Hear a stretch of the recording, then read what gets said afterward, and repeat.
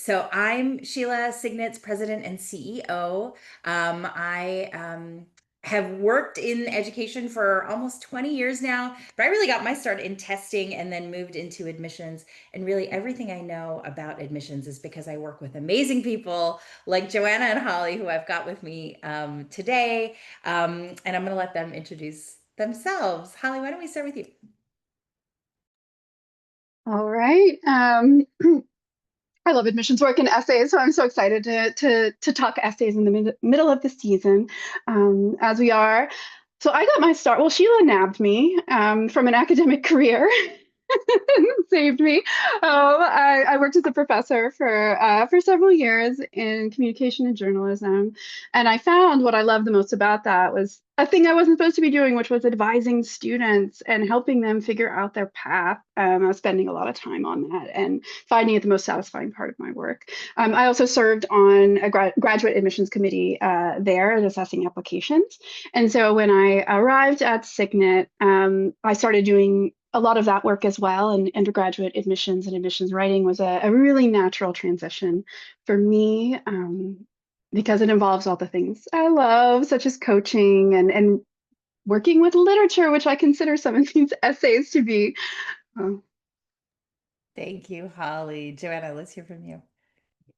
So very similar to Sheila, I started off in testing as well, actually, and then built a whole corporate career as a chief marketing and product officer, primarily in the education space. And as a marketer, I always told folks that my superpower was in branding and storytelling. And so, spoiler alert, that was a very natural and easy transition to working with students on storytelling.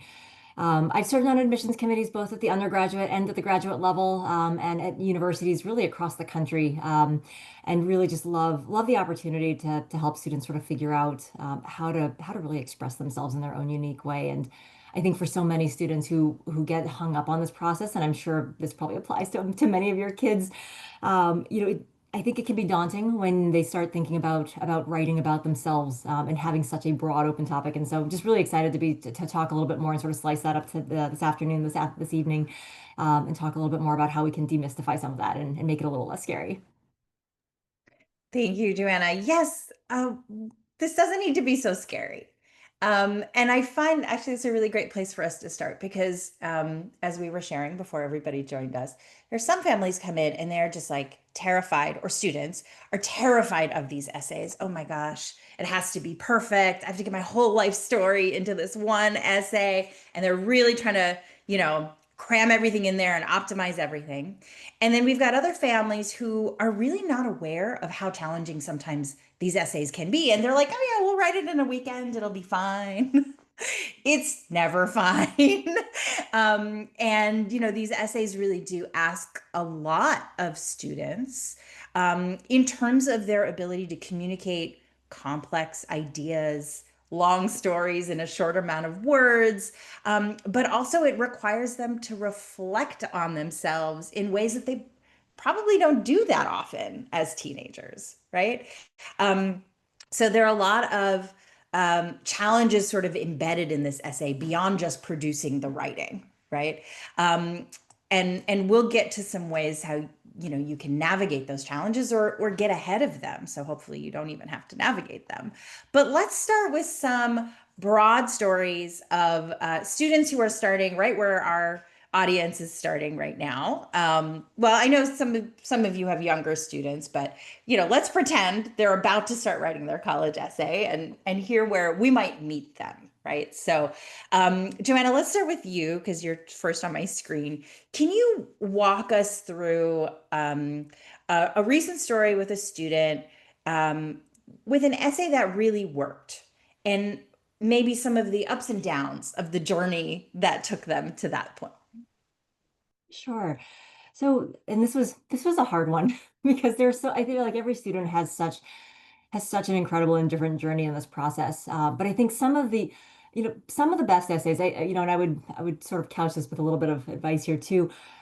No one's ever going to hit it out of the park on the first try. And so let me just start by saying that. I think every student, and I'm sure Sheila and Hollywood would back me up on this, every student's first draft is going to be one of those that, if you fast forward a few months, you're kind of cringing a little bit when you read it. And so I say that just to say that you have to start somewhere though, and it's a lot easier for students to be able to react to something. And so I'm sure we'll get into brainstorming techniques and different ideas as we get further into the conversation. But I had a student I worked with this current cycle, who was really, really hung up on a topic and came to one of our first meetings and said, "I'm writing about one of these three things," and had been given some mixed advice by a mentor at his high school, that his essay either needed to be, there were the three C's. It either needed to be confession, comedy, or consideration. And the punchline was, and if you can combine all three into one, then you've got a grand slam. And the first draft that he came with one of his topics, so he had examples of each of these. Um, they were all tragic. And then it was funny because they were derivatives of these sort of personal tragedies, but in his attempt to be funny, it was really sort of, he really tried to downplay like how awful it was, and it's just sort of made for a very uncomfortable situation. And so, rather than scrapping it, because again, I think part of this process is also about meeting students where they are. We had a lot of conversations around, why did he pick those particular moments in time? Some of these essays were rooted in things that had happened as a child. Some of them were rooted in things that happened in high school. And some of them weren't even his stories. There were others, and he was trying to talk about how he reacted and how he grew as a result of these. And so you probably are hearing little threads of some of the Common App prompts here. And what we really tried to do is we broke down each of them and sort of and treated each as an individual potential essay topic, and teased them out. And it may feel a bit laborious, and sometimes even maybe like a waste of time to try to start chasing some of these multiple topics. But I think for many students, until they actually start going after some of these ideas and thinking about them in a much more critical and comprehensive way and thinking about it through their own personal lens, it can be really challenging to walk away from some of these topics, because the reality is you don't necessarily know where that diamond in the rough is. And the truth is that many times you've got multiple diamonds that you can polish here, and there are a lot of different options, especially when you start thinking about your application in a broader context and what other stories you want to tell through things like supplemental essays, for example. And so what I will say is, the student I almost ultimately ended up picking a completely random hobby of his, cooking, ironically, which was something he did just out of necessity, to help basically pitch in around the house. And we use that as a backdrop for his application, to talk about intellectual curiosity and how he never learned how to cook. He just sort of had to, and how it was a lot of trial and error, and how there wasn't necessarily a recipe. And use that then to tell a couple of different stories, to tell really just two stories, about things that he had discovered, endured, overcome in high school, but really use that as the backdrop. And so we were able to sort of, interplay a couple of anecdotes about cooking with anecdotes from his high school journey, and things that really helped shape him into the person, he was, or he is today.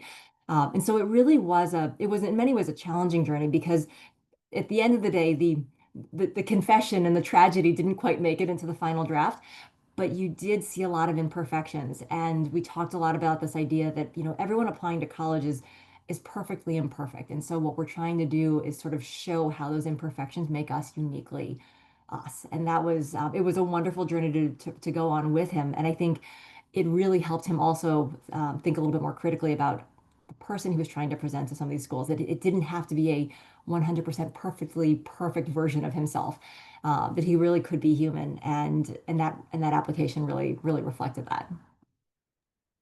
Amazing. And it is difficult to kind of sort through it all and then get to that point where we're like, okay, this is what we're going to go with. It sounds like you were able to thread that needle really well. And I think you hit on a point we're definitely going to come back to, which is students thinking what they need to present is something so perfect and polished that looks like maybe this kid doesn't even need college. They're so like fully baked, right? But being vulnerable in these essays, not for the sake of being vulnerable, but for the sake of really embracing who they are and where they are on their journey to understanding self, can be so touching to read. It really does reach, reach out through the page. But also I find is such an important milestone in their own growth, right? Of understanding who they are and how they're constantly evolving, how we all are, right? Holly, how about you? Do you have a story you can share with us about a student's essay journey? A fun little counterbalance, I think, wasn't super fun, and I might be stealing one of your examples, Sheila, because it was a student I think you probably know who it is, a student we collaborated on and both adore. So kind of thinking about this idea, so this student had a big, big, painful story that felt extremely important for him to tell.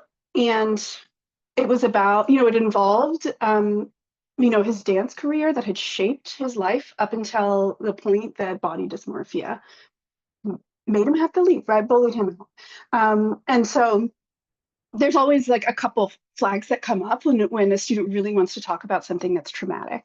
And we often go through it and suss it out. As Joanna was so great in pointing out, you don't have to don't push yourself to go there because you think that's what people want. You certainly don't have to. It doesn't mean that the best essays are there. But for this student, it just, yeah, it felt like it was so foundational to everything that came after and before that time period that it just needed to be said. Um, so we went into it, and it was difficult. Often doing that, it can yield a tremendous amount of personal growth, but it's ultimately part of the healing journey that you're going on to write about it and claim that story. So don't rush it. Don't wait till the last minute if you're helping someone through that. That would be months and months and months. So this process of getting that essay out was at least 6 months, I think. And of course, we're talking about other things and going along and meeting together, but it took quite a while. But my takeaways from what helped us get there was that first, a big challenge was that the student was avoiding writing because he didn't want to go there. He desperately wanted to tell the story, but he didn't want to sit down on a Tuesday and tell it and think about it and go back. So we were continually encountering that, and as we would talk about it, it's like, okay, the dance essay, how are the ideas coming? Can we work on this? And he was really, really extremely blocked. So we brainstormed around it, right? Like, what are things? What do you do now? Like, what fills your life since this is gone? And a characteristic of the student is he's so wonderfully empathetic. Like his social being is so incredible. That is the incredible feature about him. I mean, among many, but I think even just a little conversation, you feel it, that he wants to see people who they are, and he wants to analyze himself. And so we started talking about that and building that, and then this was my breakthrough. But I was like, well, what if this isn't a dance essay? What if this is a mirror essay? Because he'd even use the language. He was like, but my friends are like a mirror. Like I see things about myself in them, and I know I can work on this, or I care about this. I want this to grow.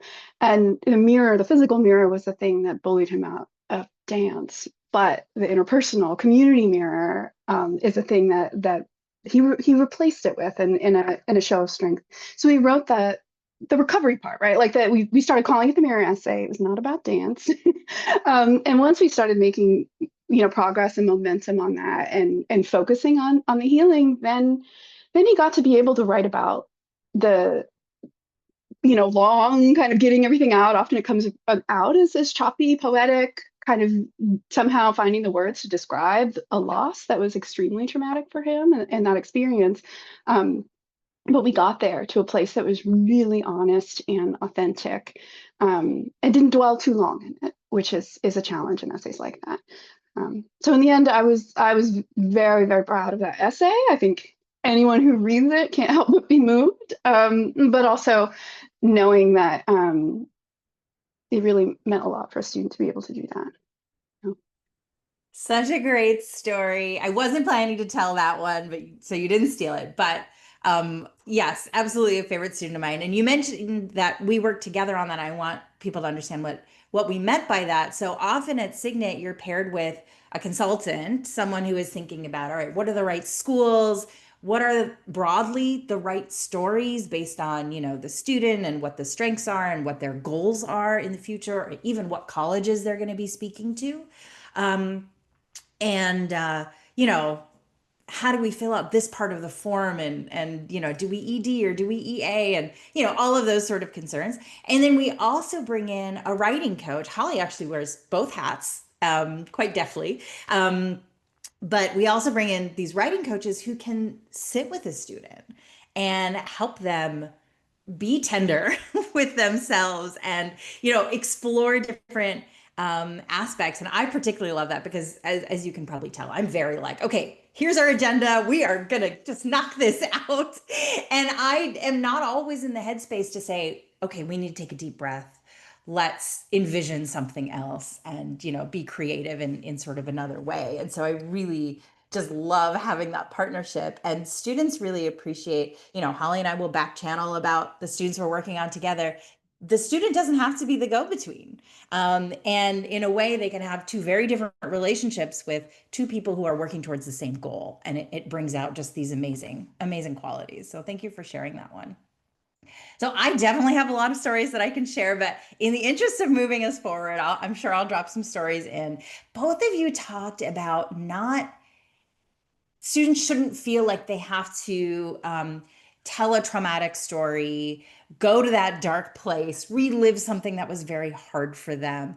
And I know that a lot of people come into this project thinking that's the way in, right? I gotta tell a sob story, win some pity, and that's gonna carry me forward, or maybe help the admissions officers overlook a blemish on my transcript, or the fact that I'm not that involved, or whatever the concern may be, right? So when we're faced with a student who either thinks that way or has started writing an essay like that, but we can kind of tell like, oh, this might not go so well. How do you help students evaluate whether that, let's say, challenge story is really about them or the circumstances? Holly, I'll start with you. I always I preface this by saying I'm going to be super obnoxious and I don't mean to dismiss anything. Well, what were your learnings from this experience? And we have a laugh usually because it's like, yes, I know, like no, it's not the thing you ask somebody when they are addressing something traumatic. But if it's not clear, like or if it's too soon for there to be growth or something, then it's just like okay, like that's not developed and ripe enough yet. And in a sense of practicality, sometimes I divert them to by start thinking about supplemental essays or just like, okay, let's give this some time to think because sometimes it's not something you can answer immediately of like, what did you learn from this huge thing that happened to you? But if we start like, oh, okay, let's talk about this other thing that might be a tiny essay, sometimes you can garner enough excitement about those things to convince them that there's actually enough there to take over. Yeah, Joanna, what are your thoughts? So and I mentioned in my first set of remarks, I try to meet students, where they are when going through this process because, when you're asking someone to be really vulnerable and write about something, this is not an English paper, it's not a history paper, and so there's a level of critique that I think many students are very sensitive about because they're putting a piece of themselves out there, and so I'm always really careful to be constructive in feedback. And so if it's something where I feel like maybe there isn't enough here to tell a full robust story, or to Holly's, point, which I thought was really well noted, that maybe there isn't a lesson here per se. I try to zoom out, and I'll do a couple of different brainstorming exercises with them to start ideating other things that they think of as being important defining moments in their life or part of their character. And so, and I'm always very candid about this. I love Duke University has an MBA essay that they use called the 25 Things About Me essay. And I use that as sort of a framework to help students start thinking about if you were going to share something, and it doesn't have to be 25 things, but if you were going to sit down and start writing things about yourself that you would share with the university, what would those things look like? And we'll do a version of that exercise where I have them sit down for a set period of time and then walk away for 24 hours and then come back and prioritize that list. And if that traumatic story or if that story that appears in that initial essay doesn't appear on that list, usually students can figure out that maybe there are some other things that we want to tease out a little bit. And so we'll spend time we'll spend time where I just start cherry picking out of that list, like, oh, well, tell me more about this lake that you spent every summer at, or tell me more about why you're obsessed with foxes. And we'll start looking for the extraordinary in the very ordinary things. And I really encourage students to think about sort of these defining sort of moments as in whatever way they want to choose to define it. So maybe it is a story, maybe it's a song or or in some cases, I've had a lot of students who have talked about a concert or a movie or some sort of media-based event or piece that has really changed their life or resonated with them, and they can use that as a vehicle. But we really start to try to think about what are some of those things that have been sort of defining moments, and starting there and really sort of helping to guide a student to sort of come to the realization on their own that maybe there are other things that are going to be a little bit easier for them to write about. Yeah, that's a really good point. And I feel like, you know, in my experience, they either come in thinking, okay, I got to write about this tragedy, or I have to find a tragedy if I haven't experienced one, which is also difficult. Or they think they have to write about the most impressive achievement. And you said something that I really loved, looking for the extraordinary in the ordinary, right? I'm wondering if you can share a little bit about how we help students and maybe their parents understand the difference between something that's meaningful and something that's impressive. Either one of you can jump in.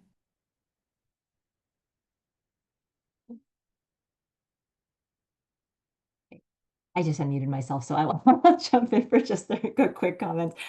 What I would just say about that is that, the what I remind students, it's funny, there's a statistic, and I'm probably going to botch this a little bit, but there was a statistic that I read a few years ago about how, um, Harvard had somewhere around 1,700 or 2,000 slots in their incoming class. And if you took the number of valedictorians who applied to Harvard, that number was somewhere in like the 8 to 10,000 range. And so you know, I think it's important for students to realize that the things that when they think about their accomplishments, and it's not to diminish their accomplishments by any means, but when they think about their accomplishments in high school, a lot of times those are being those are being measured on a scale that thousands of other students are being measured on. And while it certainly is an accomplishment in their own ecosystem, that can't be what defines them, because what really is going to define them is how they accomplished that, how they got there. Did they do it in spite of something? Did they do it because of something? What was fueling them? And that's a big part of the conversation. Again, that idea of finding the extraordinary in the ordinary. Are there things that they did that were unique to them that helped them to be successful? And so again, sometimes it's less about the end result and much more about the journey to get there. Anything to add, Holly? Um, I've been thinking a lot about this as well, is in some ways thinking about the overall application package when you think about that. And, if a student is like super impressive, right? Overachiever, does all the things, then often focusing on something that's impressive may make them seem reward oriented and may seem hyper competitive, a little bit of the dark side of overachieving. And I find essays that humanize, that show either humility or vulnerability, or just a peek inside, end up being more effective. Um, but on the converse, yeah, if a student may not feel as competitive in some ways, and wants to stand out based on their achievements and drawing attention to it, might not carry some of those negative implications. So I think there's not one answer necessarily to that. Yeah, as with almost everything we're going to talk about today. Unfortunately, I'm sorry, folks, there's no recipe. Um, as you were both talking, I'm thinking about another student, Holly, that you and I have collaborated on. And I really love the direction you took with this particular essay that she had to write, which, Kathy, to your question that's in the chat, why do you want to attend this school, or how will you contribute to this community? Sometimes those are actually part of one single question, right? They don't want to just know, oh, I want to take these classes and do this program that you have, but it's like, well, what are you adding, right, to those programs or those classrooms? And so that humanizing angle can be really valuable. But I'm thinking about this student who has played a very specific, I think, Midwestern card game with her family for many, many years. We actually worked with her older brother, who also loved this card game and wrote about it in one of his essays for NYU, where he is now. But she actually started a club around this card game. And, her parents, when I was talking to them, they're like, oh, this is like a really big deal. She started this club. And she ended up using an essay about this club for many of the schools that she applied to that asked, how will you contribute to our community, or tell us something that's important to you, or yeah, why do you want to go to this school? But it wasn't about the fact that she started the club. It was sort of the emotional reasoning for why she started the club. And it wasn't because I needed something for my college applications, right? Do you want to just add a little more color to this story? Yeah, sure. Because it was a process of circling around. Like we knew we wanted to talk about the club, and we knew it reflected who she was after, meeting with her for so long. But I think it took a while to understand the what it gave back to the community as well, and how it was transformative, right? It was a lot of paperwork and starting a club, right? And then have snacks. We finally got to the idea that it's like such a random group of people, freshmen and seniors, science and humanities, also just everybody all together, and that broke apart a very cliquey high school experience. And to me, that was something that once that was what was really clear, that it was the bringing people together randomly, and the joy of the randomness of the encounter. Um, that's when it started to sparkle, and then we played up the joy, right, with like specific examples and the kind of boisterous nature of it. But I think it takes a while, right? Like even if you kind of know the thing, like what you're talking about, finding what's going to really resonate takes a little bit. And I think it's another argument for letting things simmer, and kind of getting feedback and a sounding board for these students to figure that out. Yes, I agree. Okay, so I'm going to pick up on something else that you said here, which is um, letting it simmer so you can kind of find the right angle almost. That's not the words you used, right? But when you're sitting with students and asking them questions, Joanna, you're asking about the lake house or why they like foxes, which I'm now like, wait, do you have an essay about foxes? I'm very curious about this. Um, what are we listening for? Or what are we looking for? How can we tell, oh, there's something there. We should dig a little deeper. What would you say? I know it's not just one thing, but Joanna, what are you listening for? So I'm listening for and looking for two things. And this is one of the reasons why I really do encourage students to hop on video with me, especially when we're brainstorming. It I look for their eyes to light up, and I wait for a little bit of a jump in their voice. And it's almost a little bit of like a kick, if that makes sense at all. But at some point when you touch on something that students really get excited about, there's a or a little bit of a lightness that all of a sudden happens. I mean, it's subtle, and maybe I've just been doing this way too long, but but you notice that there's just a little bit of like a pickup in the way that they talk about it. Or sometimes it's even just a little bit of a smirk. And it's funny, a lot of students I think will sometimes discount things like that because I'll say, "Wait, what was that? Well, you got really there was a smile there." I mean, writing college essays isn't supposed to be fun, but you just smiled, and we I try to, try to deflect a little bit or infuse some humor.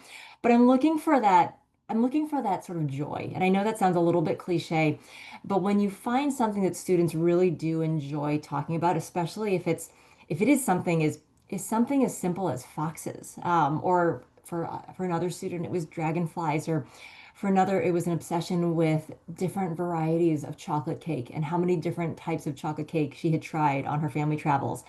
There is just there's just this wonderful joy that you sort of see, but they're very hesitant to build on it because I think for most of them, they don't feel like there's anything there. Like who wants to read about an essay about a fox? And so that's when I start needling and I call it poking the bear a little bit, but I start digging and probing a little bit further. And 9 times out of 10, that conversation will end up taking over the meeting. And, we may go down a tangent for 15, 20 minutes before coming back and saying, okay, well, let's talk. Maybe we can talk about something else too. But I always take note of those when, and there's an essay prompt, that talks about, what's something that you could talk about for hours and just completely lose track of time. doing so. And I can always keep that in the back of my mind because you'll find those things. Students, as much as adolescents pretend to not care very deeply about, about certain things, they really do. They have these points of joy. Oh, I couldn't agree more. Holly, what do you think?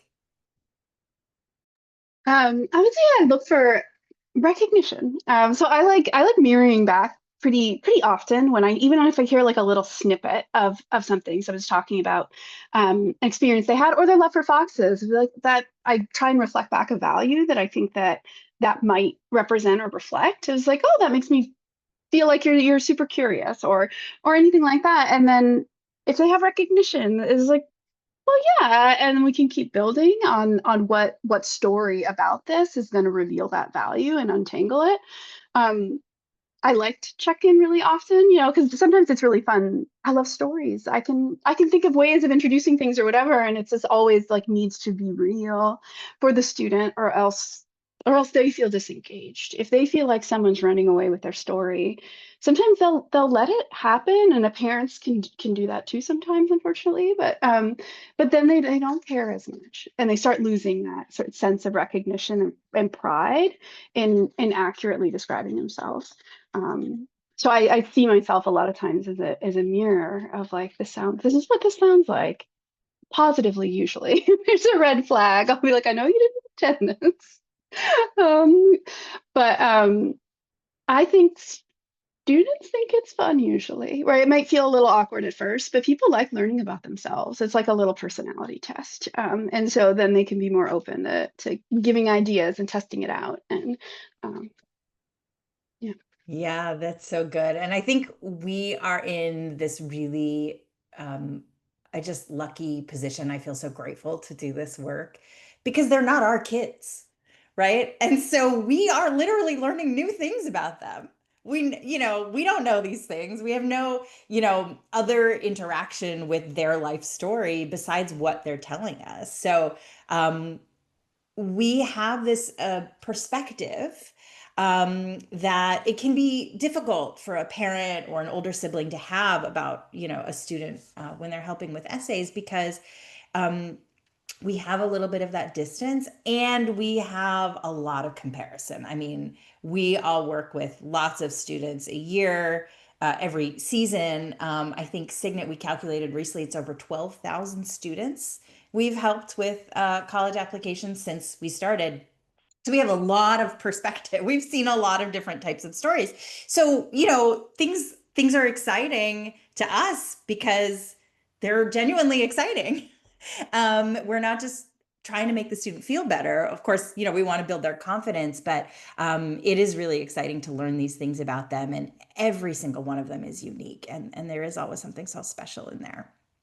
So I want to pivot a little bit to the kids who really feel like they have nothing to say, right? It's similar to like the kids who are like, oh, this is what I do every day. It's not a big deal.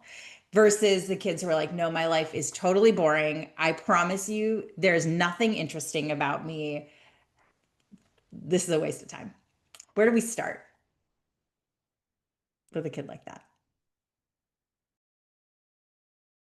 Oh, well, one strategy is, I think this can also be challenging, but say like, how do you bond with people you care about? What brings you to others? How did you make your friends? Things like that is like often will show you something that's pretty essential to that person. Um, Even if it's like video, like even if they dismiss it or something too, you can keep digging because there's something there. And so many questions are about community and caring about others. So even if you're not a leader or in a bunch of clubs or super social, there's a way that you connect with other humans, and that's a start. What would you add, Joanna?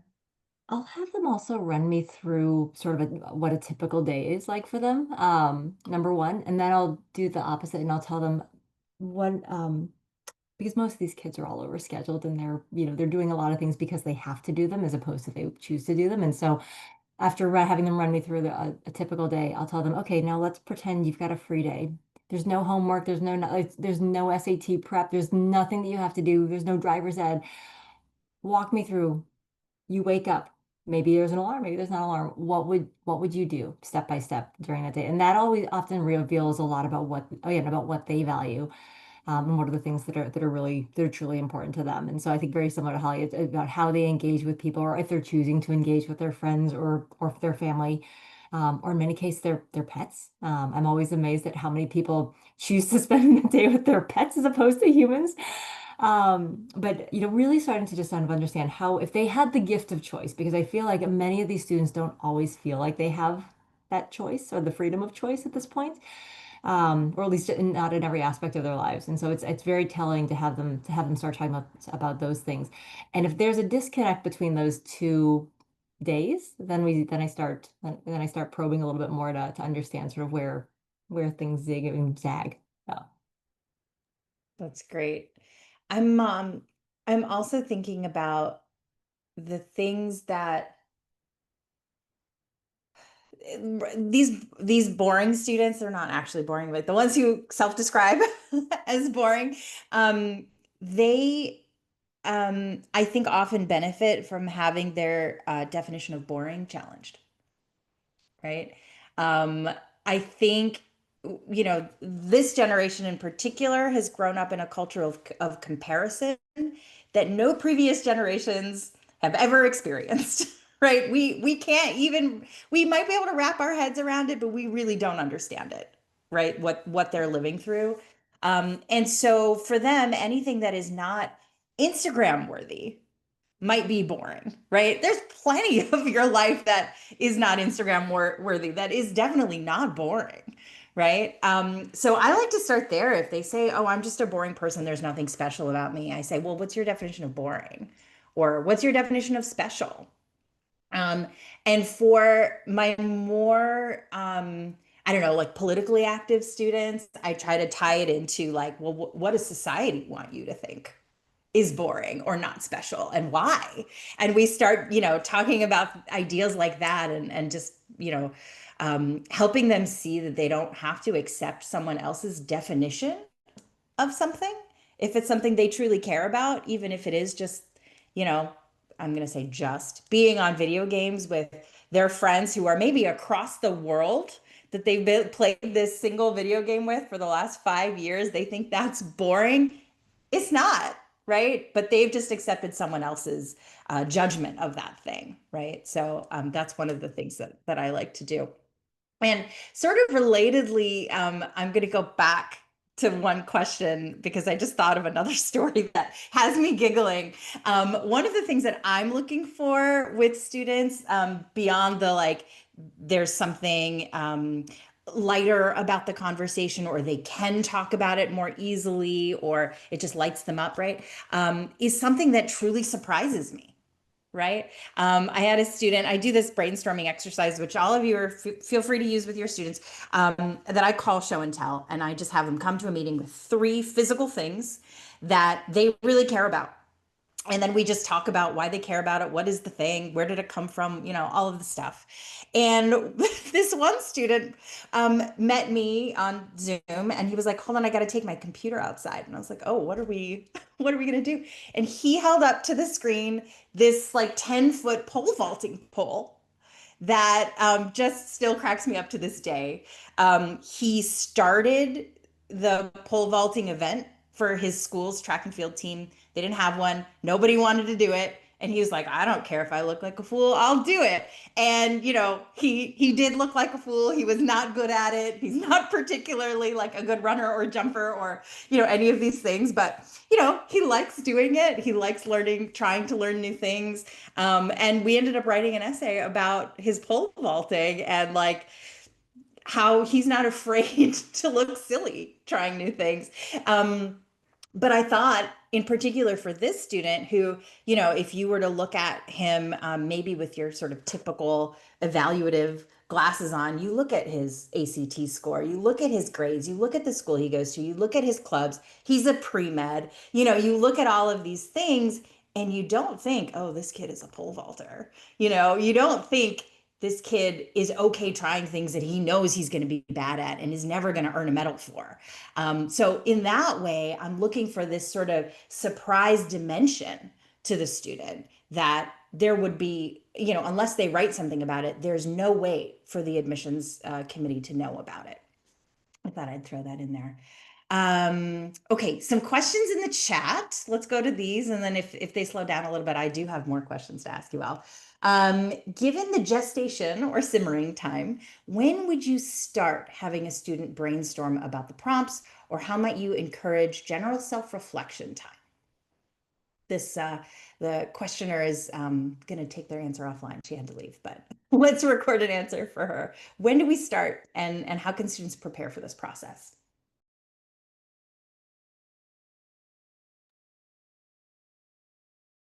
Oh, either of you, please. Yeah, I like starting in junior year. I think even some of these questions about like what's important to you, building out, understanding the extracurricular profile and developing the stories happens like as soon as we start working. Like it's ongoing.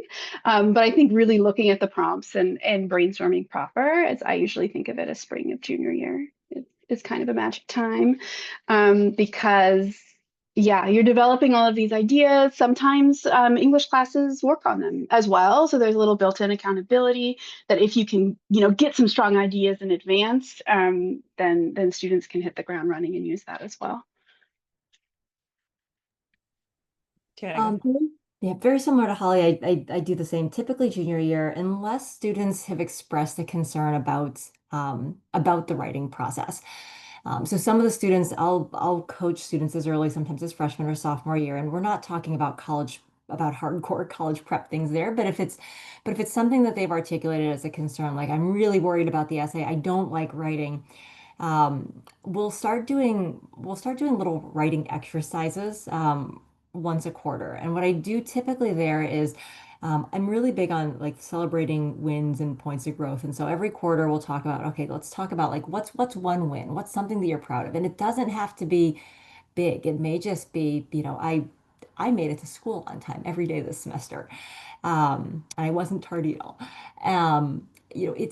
It's whatever they define as being an accomplishment, and we'll talk about it, and then I'll have them go off and write 3 or 4 sentences about why they're proud of that accomplishment. And then we start. I call it it's a sort of a journal, but we call it the parking lot, and we just call it sort of this. It's a repository of stories and little mini reflections that they can hold on to. And by the time we get to junior year, I mean, candidly, I'd say 90% of the stuff is stuff that we never end up using. But I do encourage them to go back and just take a look at it. Number one, to see how their writing style has evolved. But two, there may be little kernels in there, as we start going through and brainstorming, well, remember that time sophomore year when you failed driver's ed the first time, and what did you learn from that? So again, on the flip side of something you're proud of, we also talk about what's a point of growth, potentially. And so just starting to have a little bit of fun with it, but not overly formalize it. So let me be clear, these are 3 or 4 sentences.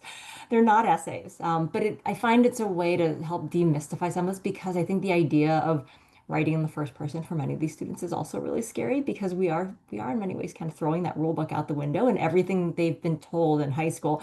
Do not use first person. Do not use verbs like I think, I feel, I believe. Do not use X, Y, and Z. Do not begin a sentence with, with a conjunction, or with because. There are all sorts of things that are fair game when you're writing a little bit more candidly and more personally. And so building that muscle memory, I think, helps build students' confidence as well. I couldn't agree more. Just them knowing they have a parking lot of ideas can build their confidence, and they stop worrying about it for a while. They know, okay, we've got like 6 or 7 ideas that we could come back to. One thing I'll add to your answers, your great answers to this question, is that um, there are, for students especially who don't like writing, or let's say procrastinate their writing to the very last minutes, sometimes having something with like a real deadline can actually help them get this process going. And of course, you don't want to wait for a college deadline to do that, but there are lots of deadlines, along the way. It could be, they have to write something for English class. It could be they're applying for a summer program that has some kind of essay, right? And we do help our students pick those summer programs based on what they're interested in exploring, and we can help them, prepare those applications as well. I see there's a question in the chat about what's the difference between the essay for applying to a high school and applying to a college. I mean, your student's going to grow quite a bit and have different experiences, but, those prep schools really do want to hear something about what your child values and who they are and how they've came to become who they are, right? So in that way, they're quite similar, though the craft of writing, hopefully has developed over high school. So I like to say, let's like use, for example, right now I'm starting to think about summer programs, the competitive summer programs with a lot of my juniors, so that we have sort of a capstone experience for the summer in place, even before we have to start writing college essays. And so, a lot of these programs ask for many essays, and they ask technical questions. They ask about academic interests. They ask about values and community and things like that. And they can be great starters for those college essays. So in that way, that can be very motivating for some students as well. Great. Do we have other questions from the audience? Please give us your best questions. We are happy to tackle them. While we're waiting for a couple more questions, I'm going to ask you a few more. Let's see, I have a whole list, and we went through a lot of these things. Let's talk about a time where the student really felt like all is lost. I'm never going to come up with a good essay. None of these topics are making me happy. Um, like a real low point in the essay process, and what changed, because something always does, and they always end up okay. But talk to us about what they're feeling and how you coach them through a moment like that. Joanna, let's start with you. Oh gosh, I think every student feels like this at some point in the process. I think that and actually, I'm going to use this as an opportunity maybe to also talk a little bit about parent involvement too, because one of the things that I find sometimes is that, you know, I, I never pressure students to share essays with anyone, period. It's up to them entirely who they choose to share their essays with. I do find sometimes that when students don't feel like it's essay by committee, that does relieve some of the pressure, and it creates more space for them to really be honest about what are the things that they want to write about. It's when you do get stuck like this, I think number one of the best things to do is take it if you have the luxury of time, step away. And in this case, the student actually stepped away for, I think it was about a month, maybe 4 or 6 weeks, and started working on other essays before ultimately coming back to the personal statement. But really giving some time and space, I think, is one of the best things you can do, especially if you're trying to force something and make it work. That I think parents are very, very well intentioned, but essays are one of those things where it's a good exercise in adulting, and really sort of trusting your kids to know what defines them, as opposed to making it a group project. Yeah, that was such a great example for so many reasons. One thing that's important to me when giving feedback is to not make it about pleasing me as much as possible. Not just I like occasionally if I just love something, I'll be like, I love the bunny or something, right? Like, if it really inspires true joy. But more about like this essay really shows your strength, right? Or your vulnerability and admitting that you're afraid to fail. This essay really shows this. And then a student can decide what face they want to show.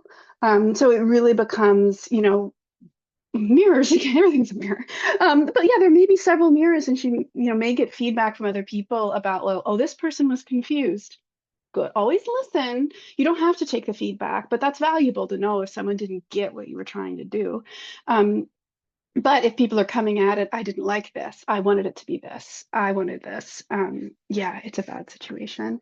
And you can't control what other people do, like what counselor's feedback that, they're going to receive. But I think the more people try to keep it not about their approval, when they're on the outskirts of this, and more about what they observe and what they see, then a student's going to build up the strength and confidence to say like, no, no, this is the essay I want to write. Thank you all for your input. That's Thanks, what but we no want. thanks. Yeah, Like our that's pole so great. vaulter was like that. I loved it. Right. Which also was a collaboration with Sheila and I, if I'm remembering the right student. Yes, yes, there can only be Yeah, one. there can only be one. Yeah. But he was wonderful about being like, That's not, no, no, like, that's not what I wanted to say. This doesn't feel like right. Right. And that's great feedback to get as we're working because you knew he cared and it was authentic. Yeah. Yeah. And we do have a couple more questions in the chat we'll come back to, but I wanted to piggyback off of what you both said to talk about what does good essay coaching actually look like. And Holly, you said something that I thought was really important. It's not about you and what you like. It's about what the student wants to communicate and holding that as sacred, right? But of course, there are moments. I had a student this year who is very cerebral but can't quite communicate it. It just comes kind of he comes out he sounds like Keanu Reeves in basically any Keanu Reeves movie. There's like a lot of whoa. And literally on paper that's what he's writing. And I'm like, okay, this is not this is not reflective of, the very complex thoughts that you have and motivations and goals and whatever. And so walking that line between it's not about what I like, it's about what you want to say, but we have to make sure this message lands, right? And of course, it's not about just pleasing an admissions officer, right? So it's a very sort of delicate path to walk. So, what are some principles that you use when you are thinking about how to coach a student through this process? Holly, let's go back to you for a sec. Oh, that's a tough. I mean, I fall back on my answer always of kind of mirroring, but they can be very powerful. Imagining the audience that is kind and understanding, and the receiver of what you want to say. That's not a bunch of strangers judging you. That's helpful. Joanna. No, I remind students, that schools are evaluating candidates holistically, and so this is obviously one piece of the application, and but in many ways, this is it's the hardest because it's the part that's telling more than just the story behind the grades and the extracurriculars, and all of the objective pieces and the test scores. Um, One of the questions, it's interesting, one of the questions that many admissions officers will ask when sitting kind of in that war room, and I think I saw a question in the chat that was asking about like how do they make determinations? Um, but it's interesting, there so many students apply to schools, and there's no question about whether or not they can handle the academic rigor. But what admissions officers, will sit there and ask is, would I want to be this person's roommate? Would I want to be their lab partner? And so again, you're kind of getting at those values. And so when I'm coaching, I really try to encourage students I use the phrase show, don't tell quite a bit, so show me you're a leader, show me you're empathetic. Don't say I'm an empathetic person. Um, because really at the end of the day, you want that storytelling to land well with the reader so that they feel like I would want to go and have lunch with you, or I would want to be your roommate. And I think that's very different from, it's interesting, there's some schools like Stanford who have a roommate letter essay, that I think oftentimes gets overanalyzed way too much. But at the end of the day, because students are trying to think, what are the 5 million things I could tell them about the type of roommate I would be, when in reality, it should be about your values, and not 7, 8, 9, 10 values, but a couple of your core values that really do guide you, because that's going to tell them much more about you. And so that's really what I try to bring it back to, or steer it back to in our coaching sessions. Great. Okay. We got a bunch of questions now. I think I want to start with the one that is really about the title of this webinar, Essays That Worked and Why. How do you know when you've nailed it? It's such a good question. I'll try to frame out an answer here. I think the thing that you hear us talking about is authenticity, and we haven't really used that language, right? Because, you know, what is an authentic self, right? We're different people in different relationships in different contexts, of course, and especially for a teenager, their understanding of their self and their self, both of those things are evolving all the time. Right? So it can be very hard to know what authenticity means. But coming back to the things that matter to you, not that matter to you more than they matter to other people. It's not about you versus someone else, right? It's about what actually matters to you, in terms of, how you treat people, how you treat yourself, the vision you have for your life, the kinds of people you want to be around and learn from. All of those sorts of things are the things we want to be as honest as possible about. And for a student to be honest about that in their essays, they have to spend time thinking about that on their own, right? So again, it's not a weekend project. You can just put some stuff down on paper, because the more that this is really their story, the easier that essay is going to be to write, and the more successful it's going to be in communicating what they want it to communicate to whoever they're writing to. But Joanna and Holly, what do you guys think? I would plus one everything you said, Sheila. I think you articulated it really well. The only thing that I would add is, I think there's a moment when you read an essay where I feel like it's sort of the same. It's sort of the feeling you get when you like solve, like, when you solve the like the New York Times little word puzzle, or when you finish, like, or when you connect all the dots, or like, or you finish a crossword puzzle. Like, there's just like an aha moment, because you feel like you're looking at a very complete picture of an individual. And I think a good essay is going to, it may sort of start out, and I'm a very quant oriented person also. And so, like, it may start off as a little bit of a scatter plot, but like, if you're able to sort of define what that line of best fit is, and connect as many of those dots as possible. Like, if you get to the end of an essay and you feel like you've learned something new about this person, um, that you wouldn't have learned anywhere else in their application, then you're on the right track. Or at least I feel like you're one step closer to sort of telling that broader narrative in your application package. What would you add, Holly? I think a lot of times there's something about the pacing and the feel of an essay that's really done that it feels like you're slowing down when you read it because you are accepting like the ride. You're like, oh, I trust where this is taking me and I'm interested. And you're not trying to guess ahead and like, be like, oh, this is a stereotypical essay about X, Y, and Z. And I think that that's something that, takes some time for a student, but when they're really in their story and really have something that they want to convey, um, they can achieve that. And as a side note, when they're really proud of it is when I know that that we're done. Sometimes they show it to a loved one or give it to somebody, or there's like little moments like that sometimes where this might be the one piece of writing that they've ever been proud of because they worked so hard and cared so much. So that's when it's done. You don't need to mess with it. Yeah, that it's like I call it a goosebumps moment. I make my students, as like a final proofreading step, read it aloud to themselves in a mirror. We love mirrors over here. It's in a mirror, like, and they'll tell me, yeah, like I felt it. I felt it. I relived it and I felt it. I'm on the other side of whatever this experience is, and I feel really good about my future. And I think that's the goal for us as educators, right? Of course, we want to help students craft an essay they can be proud of that's going to help them with their admissions goals, but we also want it to be a growth experience for them, right? And like that's sort of one of the ways we know, because we can celebrate with them. Like, remember when we started this process?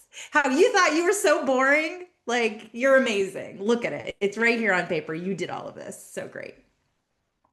All right. I know there are a few little questions in the chat that I didn't get to, but you can always feel free to email me or set up a time to talk. I'm going to give you guys my email right here.